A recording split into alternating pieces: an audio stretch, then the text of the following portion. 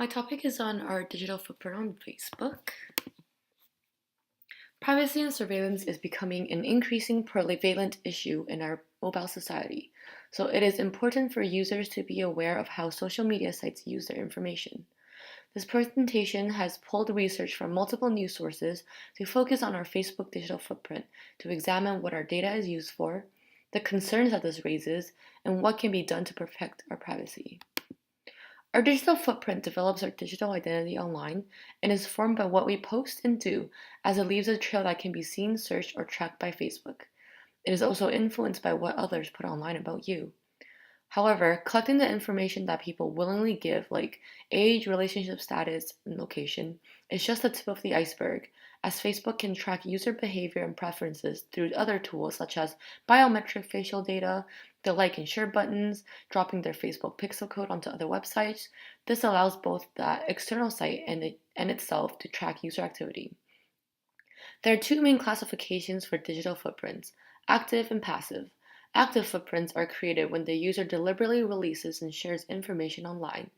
Passive footprints are created less intentionally through search history, amount of time spent online, and purchase history.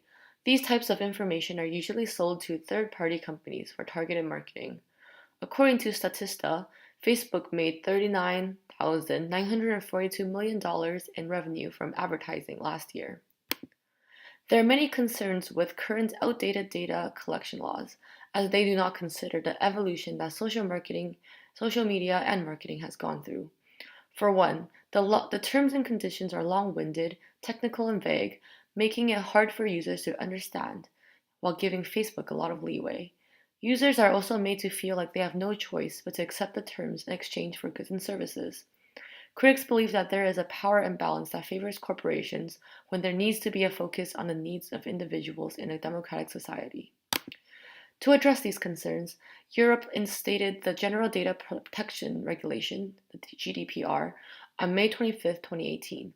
Under GDPR, users may obtain the data that a company has collected on them for free through a data subject request.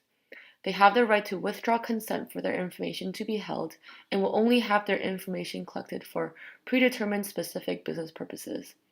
Ultimately, the government should be involved in implementing regulations that protect the privacy of its citizens online. Hopefully, after observing and analyzing the results of GDPR, Canada may create something similar.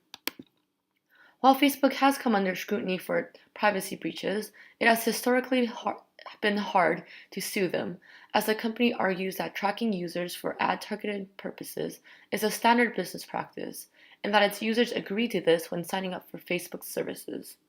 But in 2017, the Supreme Court of Canada have ruled to give Vancouverite Deborah Douay the go-ahead to sue Facebook for using her profile in a sponsored ad to endorse a company that she had liked. Because Facebook didn't pay for the endorsements or advise users that their likes were being used in this way, it was a violation of BC's Privacy Act, which says that consent is needed to use the name or portrait of another person for advertising or promotion. BC's Court of Appeal had overruled Facebook's appeal that any lawsuits against its form selection or choice of law clause would need to be filed in California under Californian law. The judges noted that the terms of use were unenforceable and that this case could proceed in Canada. They wanted to set a precedent for international companies to protect the privacy of its consumers, as it is common for companies to take advantage of users through take-it-or-leave-it contracts. This is a landmark case that will show companies operating in Canada that they are no longer immune to lawsuits filed in Canadian courts.